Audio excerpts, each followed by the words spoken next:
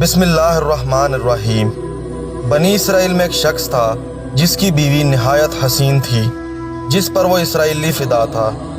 چنانچہ جب اس عورت کا انتقال ہو گیا تو اس اسرائیلی کو بڑا غم لگا اور ایک وقت تک وہ اس عورت کی قبر پر بیٹھا روتا رہا۔ اتفاقاً حضرت عیسیٰ علیہ السلام کا ادھر سے گزر ہوا تو انہوں نے اس اسرائیلی کو پریشان حال دیکھ کر اس کا سبب معلوم کیا۔ جب اسرائیلی نے اپنا واقعہ بیان کیا تو حضرت عیسیٰ علیہ السلام نے دریافت فرمایا، کیا تو چاہتا ہے کہ میں اس کو تیرے لیے زندہ کر دوں؟ اس نے عرض کیا، ہاں حضور، میں یہی چاہتا ہوں۔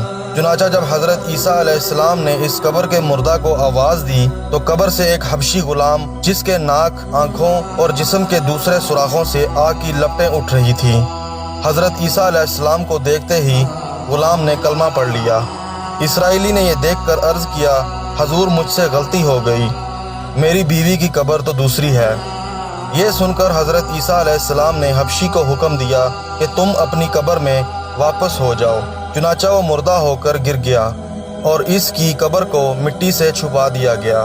پھر حضرت عیسیٰ علیہ السلام نے اس دوسری قبر کی جانب توجہ فرمائی اور حکم دیا کہ اے صاحب قبر، اللہ کے حکم سے زندہ ہو جا۔ چنانچہ قبر پھٹی اور اس سے ایک عورت سر سے گرد جاڑتی ہوئی باہر آ گئی، جس کو دیکھ کر اسرائیلی بولا کہ یا روح اللہ، میری بیوی یہی ہے۔ اور حضرت عیسیٰ علیہ السلام کے حکم سے وہ اسرائیلی اپنی بیوی کو ہمراہ لے کر واپس ہونے لگا، مگر عرصہ سے جاگا ہوا تھا، اس لیے اس پر نیند کا غالبہ ہو گیا اور اس نے بیوی سے کہا کہ تیری قبر پر گریا و زاری اور بیداری نے مجھے ہلاک کر دیا ہے، اس لیے میں چاہتا ہوں کہ کچھ دیر آرام کر لوں۔ بیوی کہنے لگی، ہاں، آپ آرام کر لیجئے۔ چنانچہ وہ اسرائیلی بیوی کے زانوں پر سر رکھ کر سو گیا۔ اتنے میں ایک گھوڑے پر سوار ایک شہزادے کا ادھر سے گزر ہوا جو اپنے زمانے کا یکتا حسین تھا، جس کو دیکھ کر عورت اس پر فدا ہو گئی۔ اس کا دل قابو میں نہ رہا، اس نے شوہر کا سر زانوں سے نیچے رکھا اور محبت و غالبہ عشق سے مجبور ہو کر شہزادے کے سامنے جا کھڑی ہوئی۔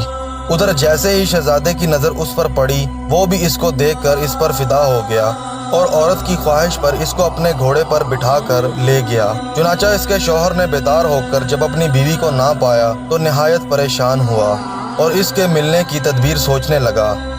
سوچتے سوچتے آخر اس کے نشان قدم پر چل کر اپنی بیوی کو تلاش کر لیا، جو شہزادے کے پاس پہنچ چکی تھی۔ اس کو دیکھ کر اسرائیلی نے شہزادے سے عرض کیا کہ یہ میری بیوی ہے، آپ اس کو چھوڑ دیجئے۔ ابھی شہزادہ کچھ بولنے ہی والا تھا کہ اس عورت نے کہا، میں تیری بیوی نہیں ہوں بلکہ شہزادے کی لونڈی ہوں۔ یہ سن کر شہزادہ اسرائیلی سے کہنے لگا، کیا مجھ سے میری لونڈی کو لینا چاہتے ہو؟ اس نے کہا، خدا کی قسم، یہ میری بیوی ہے جس کو میرے سردار حضرت عیسیٰ علیہ السلام نے مرنے کے بعد میرے لیے زندہ کیا ہے۔ ابھی یہ گفتگو ہو رہی تھی کہ اتفاقاً حضرت عیسیٰ علیہ السلام بھی وہاں تشریف لے آئے، جن کو دیکھ کر اسرائیلی کہنے لگا، یا روح اللہ، کیا یہ میری وہ بیوی نہیں ہے جس کو آپ نے میرے لیے زندہ کیا ہے؟ حضرت عیسیٰ علیہ السلام نے فرمایا کہ ہاں، یہ وہی ہے۔ یہ سن کر عورت کہنے لگی، یا روح اللہ، یہ شخص جھوٹا ہے، میں تو اس شہزادے کی لونڈی ہوں۔ حضرت عیسیٰ علیہ السلام نے فرمایا، کیا تو وہ عورت نہیں جس کو میں نے اللہ تعالیٰ کے حکم سے زندہ کیا ہے؟ عورت نے کہا، یا روح اللہ، تا خدا میں وہ نہیں ہوں۔ اس کے بعد حضرت عیسیٰ علیہ السلام نے فرمایا، جو جان خدا کے حکم سے میں نے تجھے دی ہے، اس کو واپس کر دے۔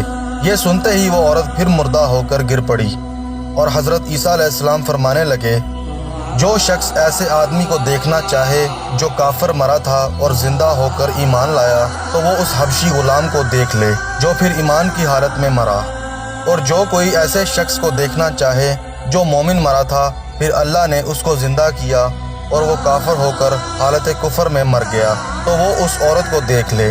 اس واقعے کو دیکھ کر اسرائیلی نے قسم کھائی، اب کبھی نکاح نہ کروں گا، اور میدانوں کی طرف نکل گیا جہاں اللہ تعالیٰ کی عبادت میں مصروف رہ کر اسے موت آ گئی۔